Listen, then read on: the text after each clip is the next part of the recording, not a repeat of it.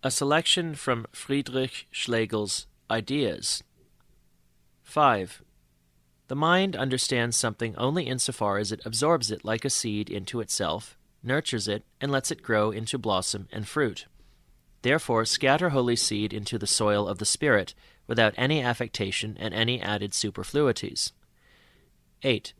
The mind, says the author of the Talks on Religion, Friedrich Schleiermacher, can understand only the universe.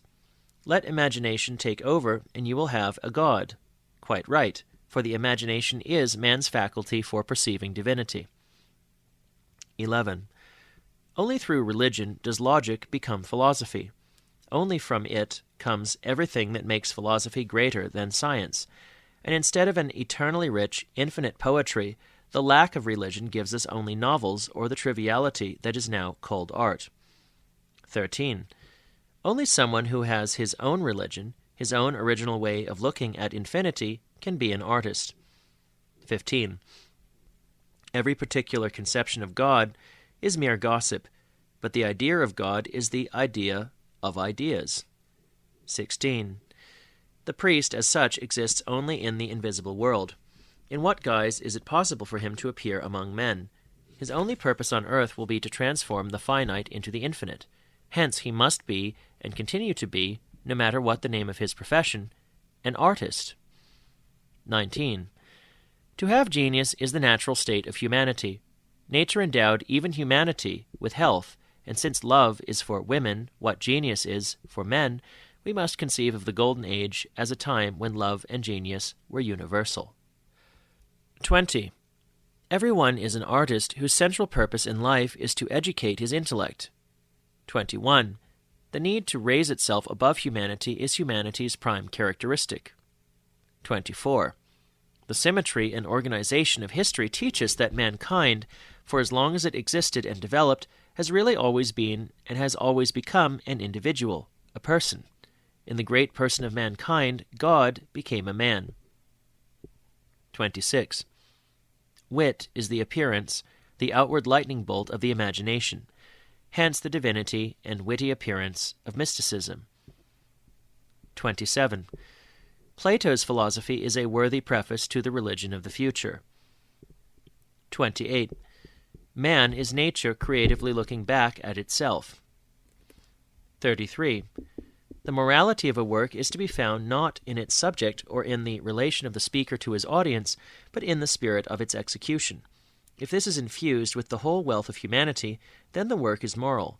If it is only the product of a particular ability or art, then it is not. 34. Whoever has religion will speak in poetry, but to seek and find religion, you need the instrument of philosophy. 36.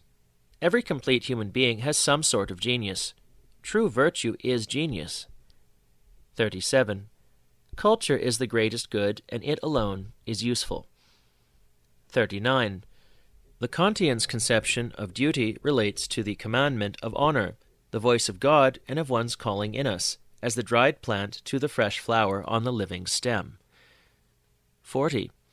A definite relationship to God must seem as intolerable to the mystic as a particular conception or notion of God.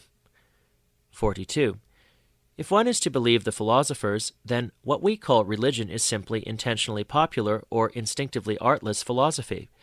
The poets, however, seem to prefer to think of it as a variety of poetry which, unsure of its own lovely playfulness, takes itself too seriously and too one-sidedly.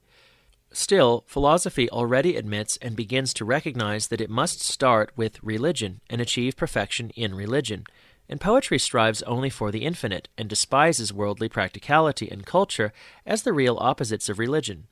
Hence, eternal peace among artists is no longer a distant prospect. 43. What men are among the other creatures of the earth, artists are among men. 45. An artist is someone who carries his center within himself. Whoever lacks such a center has to choose some particular leader and mediator outside of himself, not, to be sure, forever, but only to begin with. For a man cannot live without a vital center, and if he does not yet have one within himself, then he can only seek it in another man, and only a man and a man's center can stimulate and awaken his own. 46.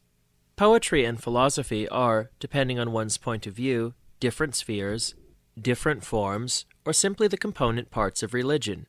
For only try really to combine the two, and you will find yourself with nothing but religion. 47. God is everything that is purely original and sublime, consequently the individual himself taken to the highest power. But aren't nature and the world also individuals? 48. Where philosophy stops, poetry has to begin. An ordinary point of view, a way of thinking, natural only in opposition to art and culture, a mere existing. All these are wrong. That is, there should be no kingdom of barbarity beyond the boundaries of culture. Every thinking part of an organization should not feel its limits without, at the same time, feeling its unity in relation to the whole. 54. The artist should have as little desire to rule as to serve. He can only create, do nothing but create, and so help the state only by making rulers and servants, and by exalting politicians and economists into artists. 55. Versatility consists not just in a comprehensive system, but also in a feeling for the chaos outside that system, like man's feeling for something beyond man. 60. Individuality is precisely what is original and eternal in man. Personality doesn't matter so much. To pursue the cultivation and development of this individuality as one's highest calling would be a godlike egoism. 63. The really central insight of Christianity is sin. 64. Artists make mankind an individual by connecting the past with the future in the present. Artists are the higher organ of the soul where the vital spirits of all external humanity join together, and where inner humanity has its primary sphere of action. 65. Only by being cultivated does a human being, who is wholly that, become altogether human and permeated by humanity. 69. Irony is the clear consciousness of eternal agility, of an infinitely teeming chaos. 73. There is no dualism without primacy, and therefore morality is not equal to religion, but subordinate to it. 74. Join the extremes, and you will find the true middle. 79. There is only a single sense incorporating all the others. The most spiritual sense is the most original. All others derive from it. 83. Only through love and the consciousness of love does man become man. 85. The kernel, the center of poetry, is to be found in mythology and the mysteries of antiquity. Satiate the feeling of life with the idea of infinity, and you will understand both the ancients and poetry. 86. Beautiful is what reminds us of nature and thereby stimulates a sense of the infinite fullness of life. Nature is organic, and whatever is most sublimely beautiful is therefore always vegetal, and the same is true of morality and love. 87. A true human being is one who has penetrated to the center of humanity. 92. The only significant opposition to the religion of man and artist now springing up everywhere is to be expected from the few remaining real Christians. But they too, when the sun really begins to dawn, will fall down and worship. 95. The new, eternal gospel that Lessing prophesied will appear as a Bible, but not as a single book in the usual sense. Even what we now call the Bible is actually a system of books, and that is, I might add, no mere arbitrary turn of phrase. Or is there some other word to differentiate the idea of an infinite book from an ordinary one, than Bible, the book per se, the absolute book? And surely there is an eternally essential and even practical difference if a book is merely a means to an end, or an independent work, an individual, a personified idea. It cannot be this without divine inspiration, and here the esoteric concept is itself in agreement with the exoteric one. And moreover, no idea is isolated, but is what it is only in combination with all other ideas. An example will explain this. All the classical poems of the ancients are coherent, inseparable. They form an organic whole. They constitute, properly viewed, only a single poem, the only one in which poetry itself appears in perfection. In a similar way, in a perfect literature, all books should be only a single book, and in such an eternally developing book, the gospel of humanity and culture will be revealed. 96. All philosophy is idealism, and there exists no true realism except that of poetry. But poetry and philosophy are only extremes. If one were to say that some people are pure idealists and others very definitely realists, then that remark would be quite true. Stated differently, it means that there as yet exist no wholly cultivated human beings, that there still is no religion. 105. So Fichte is supposed to have attacked religion. If an interest in the world beyond the senses is the essence of religion, then his whole doctrine is religion in the form of philosophy. 108. Whatever can be done while poetry and philosophy are separated has been done and accomplished, so the time has come to unite the two. 109. Imagination and wit are everything to you. Explain a beautiful illusion and take playfulness seriously, and you will apprehend what is at the center and rediscover your revered art in a more sublime light. 110. The difference between religion and morality is to be found quite simply in the old classification of all things into divine and human, if only it were understood properly. 115. If you want to achieve great things, then inspire and educate women and young men. Here, if anywhere, fresh strength and health are still to be found, and this is the way that the most important reformations have been accomplished.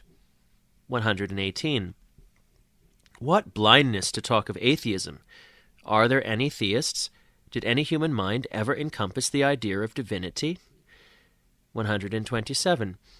Women have less need for the poetry of poets because their very essence is poetry. 129. You're not really supposed to understand me, but I want very much for you to listen to me. 131. The hidden meaning of sacrifice is the annihilation of the finite because it is finite. In order to demonstrate that this is its only justification, one must choose to sacrifice whatever is most noble and most beautiful, but particularly man, the flower of the earth. Human sacrifices are the most natural sacrifices, but man is more than the flower of the earth. He is reasonable, and reason is free, and in itself nothing but an eternal self-destination into the infinite. Hence, man can only sacrifice himself, and he does so in an omnipresent sanctity the mob knows nothing of. All artists are Decians, and to become an artist means nothing but consecrating oneself to the gods of the underworld. In the enthusiasm of annihilation, the meaning of the divine creation is revealed for the first time. Only in the midst of death does the lightning bolt of eternal life explode. 133. To begin with, I speak only to those who are already facing the Orient. 134. You suspect something greater even in me, and ask why I keep silent precisely at the threshold. It's because it's still so early in the day. 137. The piety of philosophers is theory, pure contemplation of the divinity, calm and gay in silent solitude. Spinoza is the ideal of the species. The religious state of the poet is more passionate and more communicative. At the root of things lies enthusiasm, and at the end there remains mythology. Whatever stays at the midpoint possesses the character of life to the point of sexual differentiation. Mysteries are, as I said before, female, and orgies seek, in the happy exuberance of their male strength, to overcome everything around them or fertilize it. 139. There is no self-knowledge except historical self-knowledge. No one knows what he is if he doesn't know what his contemporaries are, particularly the greatest contemporary of the Brotherhood, the master of masters, the genius of the age. 141. Oh, how wretched are your conceptions of genius! I mean the best among you. Where you see genius, I often see a wealth of false tendencies, the very center of incompetence. A little talent and a lot of humbug are things everyone praises, and which even lead everyone to proclaim that genius is incorrect, must be incorrect. So this idea is gone too. Isn't the thoughtful man the one who is fittest to perceive the language of the spirit? Only the spiritual man has a spirit, a genius, and every genius is universal. Whoever is merely representative merely has talent. 146. Even in their outward behavior, the lives of artists should differ completely from the lives of other men. They are Brahmins, a higher caste, ennobled not by birth, but by free self-consecration. 148.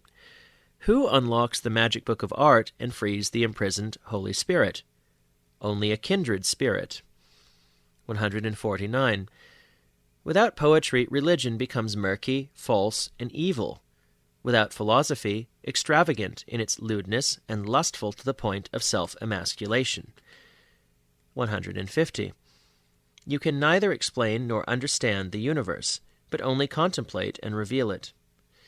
Only stop calling the system of empiricism the universe, and if you haven't yet understood Spinoza, discover, for the present, the true religious conception of the universe in the talks on religion.